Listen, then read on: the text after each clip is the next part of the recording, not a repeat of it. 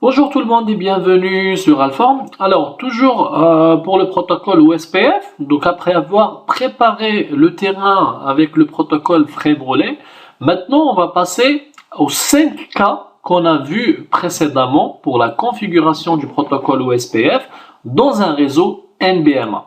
Alors donc le premier cas qu'on a vu, c'est la configuration du protocole OSPF dans un milieu non broadcast multi-access. Alors donc pour le plan de cette vidéo, donc on va commencer par la topologie utilisée. Après on va passer directement à la configuration du protocole OSPF sur ce nuage frame relay. Alors donc pour cela, on va utiliser la zone 0, d'accord? Donc comme on l'a dit précédemment, donc pourquoi on a créé plusieurs zones? C'est pour voir tous les cas de fonctionnement, donc zone par zone. Donc on a choisi le NBMA pour la zone 0 qu'on va voir pendant cette vidéo. Sinon pour les autres vidéos, on va voir le milieu, la configuration du broadcast, l'OSPF dans un milieu broadcast pour la zone 30. On va voir la configuration du point to multipoint en broadcast et en non broadcast pour la zone sur la zone 0. Et la configuration du point à point pour la zone ou bien pour l'area 20. Alors, premier cas, donc le milieu NBMA qu'on va voir au niveau de l'area 0. Alors, donc comme le frame relay donc, est déjà configuré, on l'a vu dans la vidéo précédente, juste celle d'avant. Maintenant, on va passer à la configuration du protocole OSPF. Donc là, on est tranquille, on est sûr que tout va bien pour le protocole frame relay. Donc on a testé la connectivité entre les trois routeurs. On a vu que à partir de R2, j'arrive à pinguer vers R1. De R3, j'arrive à pinguer vers R1. De R2, j'arrive à pinguer vers R3, mais en passant par le routeur R1. On est d'accord. Donc ça, c'est du hub and spoke avec R1 comme site central et R3 et R2 comme site distant. Alors donc niveau configuration, c'est très simple, c'est des commandes que vous connaissez bien, que vous avez déjà vu pour la configuration basique du protocole OSPF. Donc on a juste à mettre un routeur ID au niveau de chaque routeur, donc avec une adresse IP qui signifie ou bien qui représente ce routeur. Donc par exemple pour le routeur R1, l'adresse, le routeur ID c'est 1.1.1.1 et donc mettre le réseau ou le protocole OSPF doit fonctionner, bien sûr, il ne faut pas oublier le numéro de l'area.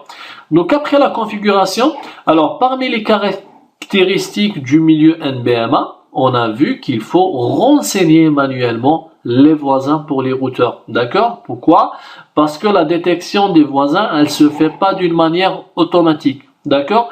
Donc c'est à nous de dire au routeur R1 que voilà, c'est R2 et R3 qui sont les voisins à vous, d'accord? Donc c'est à nous de configurer ça avec la commande neighbor et donner les adresses IP des routeurs, des deux routeurs. Donc pour cet exemple, après si on a plusieurs routeurs, ça veut dire qu'on doit taper plusieurs commandes. Alors dernière chose, donc pour le milieu, parmi les caractéristiques aussi de ce milieu NBMA, c'est qu'on a l'élection du DR et BDR, d'accord? Sauf que nous l'idéal, c'est de faire quoi? Puisqu'on parle du hub and spoke. Hub and spoke, ça veut dire quoi? On a toujours un site central et des sites distants. D'accord? Donc l'idéal, c'est de dire quoi? C'est de forcer ce routeur pour qu'il soit toujours DR. Et les autres, c'est quoi? C'est des DR order. Ça veut dire que j'ai pas besoin de backup, de BDR. D'accord? Et donc là, on peut jouer sur quoi? On peut jouer sur la priorité en disant quoi? Puisque la priorité, c'est 1 partout au niveau des trois routeurs. Donc je peux dire par exemple, au niveau de ces deux routeurs, je vais forcer la priorité à 0. Donc comme ça, je suis sûr que les deux sites distants, les deux spokes, ou bien plusieurs, je peux y avoir plusieurs, ils seront jamais DR. Comme ça, je vais être sûr que c'est toujours le site central, le routeur du site central qui sera toujours DR. Ça veut dire c'est lui qui va forwarder les informations aux autres. D'accord? Donc c'est ça le but de cette configuration, de changer la priorité au niveau des autres routeurs, donc de forcer la priorité à 0 de telle sorte à ce qu'on soit sûr que c'est toujours R1 qui sera toujours le DR. Alors maintenant, ce qu'on va faire, on va passer directement au lab. Donc on va configurer le protocole OSPF au niveau des 3 routeurs.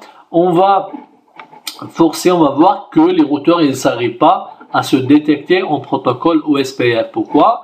Parce qu'on est dans le milieu NBMA, d'accord? Donc on va au niveau du routeur R1, on va forcer le routeur à détecter les routeurs qui sont voisins en protocole OSPF et on va finir par cette petite configuration pour la priorité. Alors commençons donc par le routeur R1. Donc on va rentrer en mode configuration OSPF. Donc conft routeur OSPF 1, le numéro du process. Alors donc on va donner un routeur ID, donc 1.1.1.1 et on va déclarer le réseau avec la commande network, donc 172.16.0, c'est l'area 0 et l'adresse IP du routeur avec le wildcard mask et le numéro de l'area. Donc ça c'est au niveau du routeur R1. Donc on doit faire la même chose au niveau du routeur R2. Donc conft routeur OSPF 1, routeur ID 2.2.2.2. Alors network 172.16.0.2 qui est l'adresse IP du routeur R2 avec le wildcard mask et area 0. Alors maintenant on va au niveau du routeur R3. Donc on doit faire exactement la même chose. Routeur OSPF 1, routeur ID 3.3.3.3 network.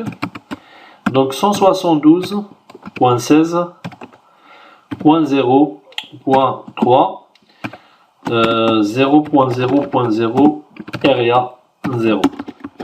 Alors juste après. Donc ce qu'on va faire, on va vérifier est-ce qu'on arrive à voir les voisins. Donc pas de voisins et pas de voisins au niveau de R2 et bien sûr pas de voisins au niveau du routeur R1. D'accord? Pourquoi? Parce que on est dans le milieu NBMA. Donc qu'est-ce qu'on va faire maintenant? On va dire au routeur, on va déclarer les voisins au routeur avec la commande neighbor. Donc on doit donner les deux adresses IP des deux routeurs, R2 et R3. Donc le premier routeur et le deuxième routeur, R3. Alors on va voir ce qui va se passer.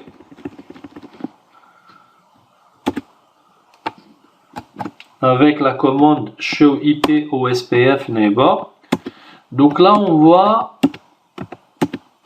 qu'il est en train de passer par les états transitoires du protocole OSPF avant d'arriver à l'état full. D'accord? Vous vous rappelez bien des états extract to A. Et donc là il y a même un message de log qui dit je viens d'avoir le routeur 2.2.2 comme voisin. D'accord? Donc là on est toujours à l'état extract,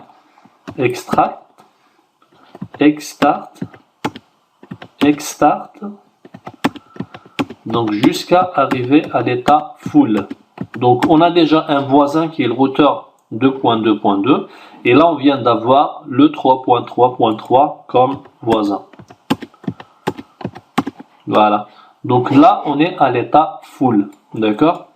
Là, ça veut dire quoi? Ça veut dire qu'il y a eu l'élection des DR et BDR. Donc, je vois que le routeur R2, il est en BDR. Et le routeur R3, il est en DR other. Ça veut dire quoi? Ça veut dire que le routeur R1, il est en DR. Je peux même faire un test sur un autre routeur en tapant cette commande show IP OSPF neighbor. Donc là, je vois bien que le routeur R1, c'est lui qui est DR. D'accord?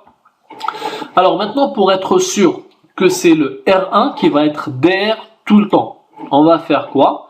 Donc on peut faire un clear, par exemple, si je vais faire un clear IP OSPF process. Yes, pour redémarrer le process OSPF. Donc on va voir ce qui va se passer. Toujours show IP OSPF neighbor. Donc il va repasser par les états, les différents états. Donc on va l'attendre jusqu'à ce qu'ils arrivent au temps à l'état full. Donc on a déjà le premier qui est le R3. Alors maintenant la question que je vous pose, pourquoi c'est le R3 qui est DR? Tout simplement parce que c'est lui qui a le routeur ID le plus élevé. Maintenant, moi je veux que c'est le R1 qui devient DR. Pourquoi? Parce que c'est le R1, le site central. Et les deux, c'est les deux sites distants, le R2 et le R3.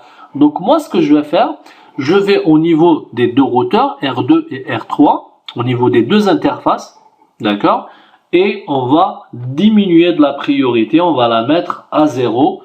Façon de dire au protocole OSPF, c'est toujours le R1 qui sera DR et les autres ne pourront jamais être des DR et même pas des BDR.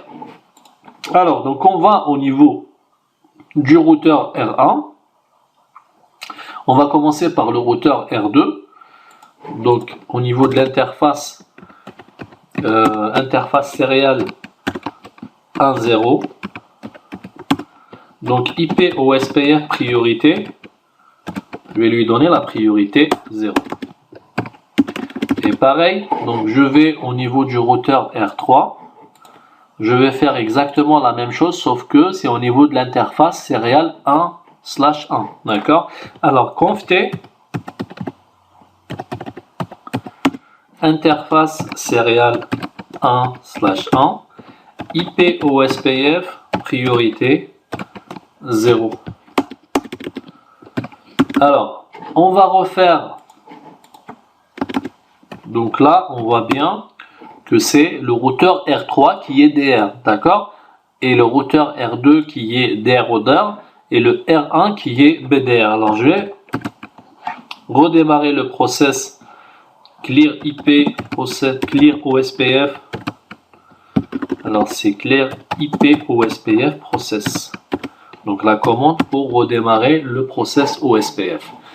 Donc il va réinitialiser les deux voisins et on va revérifier toujours avec cette commande show IP OSPF neighbor.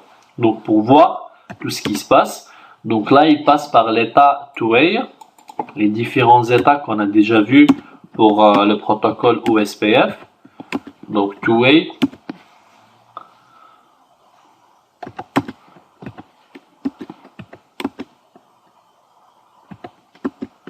Donc là, ça prend un peu plus de temps parce qu'on passe par des switches frame relais. C'est normal, c'est plus long que le fonctionnement sur le milieu Ethernet par exemple. On peut même faire des tests au niveau d'un autre routeur, par exemple ici. Show IP OSPF neighbor. Donc là, on voit bien que c'est le routeur. Donc il s'est arrêté toujours à cet état 2way.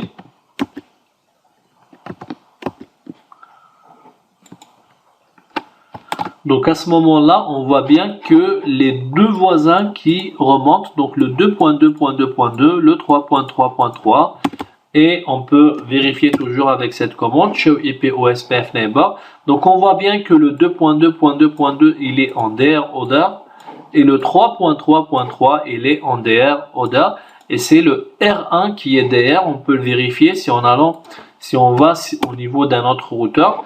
Donc là par exemple au niveau de R2, si je vais faire show IP OSPF neighbor, donc je vois bien que c'est le 1.1.1.1 qui est DR et pourtant il a un routeur ID inférieur aux deux autres routeurs. Donc tout ça parce que on a mis la priorité à 0 au niveau de ces deux routeurs. Donc ce qui a forcé le R1 à devenir DR. D'accord? Et c'est le but. Pourquoi? Parce que c'est le routeur du site central. Voilà, donc on est arrivé à la fin de cette vidéo pratique où on commence à voir la configuration, les différentes configurations du protocole OSPF dans le milieu NBMA. Donc on a commencé par ce premier exemple par rapport au réseau non-broadcast multi-access. Donc ce qu'il faut retenir, c'est que pour le premier cas de configuration SPF, c'est toujours les voisins, il faut toujours les configurer manuellement, d'accord? Et pour donner plus d'optimisation à notre réseau, l'idéal c'est de mettre le site central comme DR. Donc ce qu'on va faire, soit augmenter la priorité au niveau de ce routeur, de telle sorte à ce qu'il soit toujours DR, mais l'idéal, le plus simple, c'est de mettre tous les autres sites, la priorité de tous les autres sites à 0, comme ça, on est sûr que c'est toujours le site central qui est DR. Donc ça, c'est le premier mode NBMA qui est standard, d'accord? Donc je vous remercie de m'avoir suivi et je vous donne rendez-vous pour le deuxième mode qu'on va voir tout de suite.